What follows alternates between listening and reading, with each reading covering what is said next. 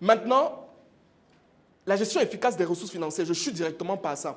Le problème, comme je l'ai dit au départ, c'est que la majorité d'entre vous, vous avez des entreprises, mais la faillite viendra à 60% à cause de quoi? De la mauvaise gestion des finances. Combien d'entrepreneurs ici ont une activité, ou alors combien d'entre vous qui avez des activités, vous avez un salaire dans vos activités que vous faites? Combien? Tu as un salaire dans ton activité? Ouais. Qui d'autre? Tu as un salaire? Ça veut dire qu'à la fin du mois comme ça, là, il y a 1 million de chiffres d'affaires qui est entré. Non, je prends un exemple. Ça veut dire que tu as gagné 1 million. 1 million entré, tu as volé les gâteaux d'1 million. Ton salaire, c'est combien? Tu peux dire comment? Ton salaire, c'est combien? Non, c'est variable. Non, je suis en train de te dire que tu dois avoir un salaire fixe, comme un employé que tu as employé.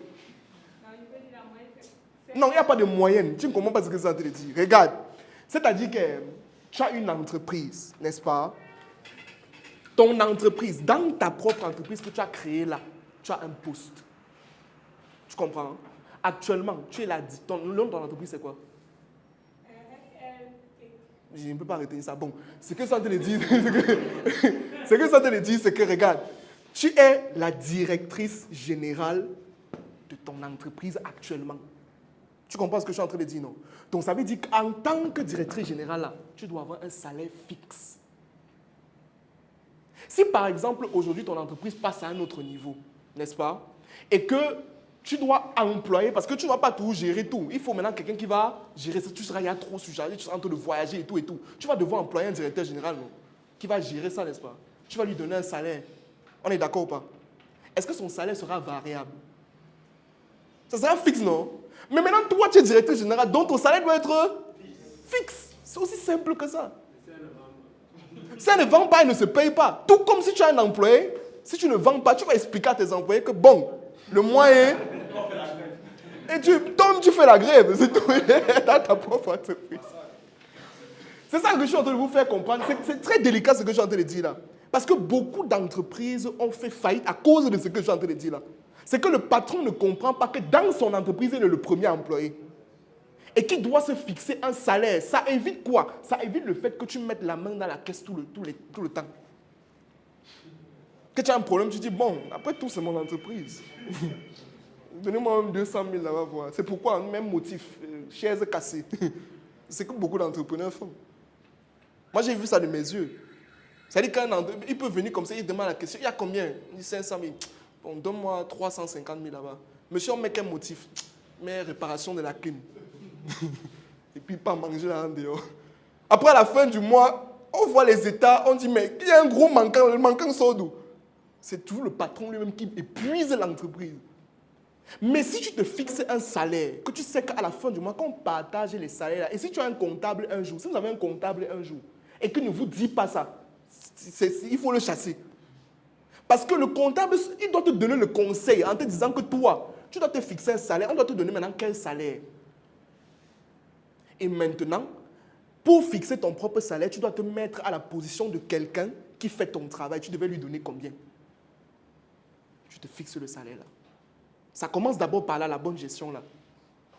Tu dois être discipliné. Ça évite que tu mélanges l'argent de l'entreprise avec ton propre argent.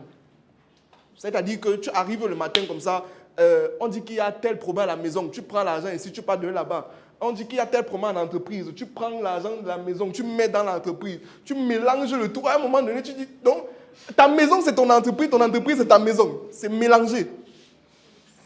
Est-ce qu'on se comprend? Donc, il faut éviter cela. Ça vous permettra d'avoir une certaine prospérité sur le long terme. Maintenant, au départ, bien évidemment, vous aurez d'abord un salaire. Ça, c'est ce qu'on appelle le directeur général. Il a un salaire. Mais plus tard, quand votre entreprise va devenir un peu plus grande, vous allez passer à ce qu'on appelle l'état de PCA, c'est-à-dire le président du conseil d'administration. Lui, il ne touche pas de salaire, il touche ce qu'on appelle des dividendes. Maintenant, lui, on ne peut pas, la loi, d'après ce que j'avais compris, c'était mon papa qui m'expliquait ça, que tu ne peux pas être PCA et en même temps tu es directeur général. C'est interdit. Parce que ça veut dire que tu as un pouvoir total et ce n'est pas bon. Tu es le président du conseil d'administration, vous employez un directeur général qui va faire des choses et vous allez lui donner un salaire, vous touchez juste les dividendes à la fin du mois, à la fin d'année. D'accord? Donc, c'est comme ça que ça se passe. Est-ce qu'on se comprend jusqu'ici? Donc, chacun d'entre vous doit avoir ce qu'on appelle une bonne gestion financière dans votre entreprise. Soyez discipliné. Et je dis souvent que tu ne peux pas être discipliné avec l'argent de l'entreprise si avec ton propre argent, tu n'es pas discipliné. D'accord? Ok, on continue. Si tu as des problèmes liés à la gestion des finances personnelles, c'est-à-dire tu dépenses trop, tu ne sais pas comment épargner, tu ne sais même pas où ton argent part parfois, ou encore tu as des problèmes liés à l'investissement, c'est-à-dire tu ne sais pas où investir, tu ne connais même pas comment est-ce qu'on structure un investissement, alors j'ai une solution extrêmement concrète qui, je suis sûr, va t'aider à coup sûr. Notre programme Croissance financière 2024 volume 2. Mon équipe et moi, nous avons pris le temps de pouvoir concevoir ce programme dans le but de t'aider à pouvoir passer à un autre niveau sur le plan financier à travers 3 modules extrêmement pédagogiques. Premier module, nous parlons de l'argent. Il est question de comprendre réellement ce que c'est que l'argent. Et dans ce module, nous parlons aussi de mindset financier, de reprogrammation financière. En deuxième module, je vous donne des techniques pour savoir comment est-ce que vous pouvez désormais mieux gérer votre argent, des étapes assez concrètes. Et en troisième module, je vous parle d'investissement en vous proposant même une opportunité qui pourra vous aider à coup sûr.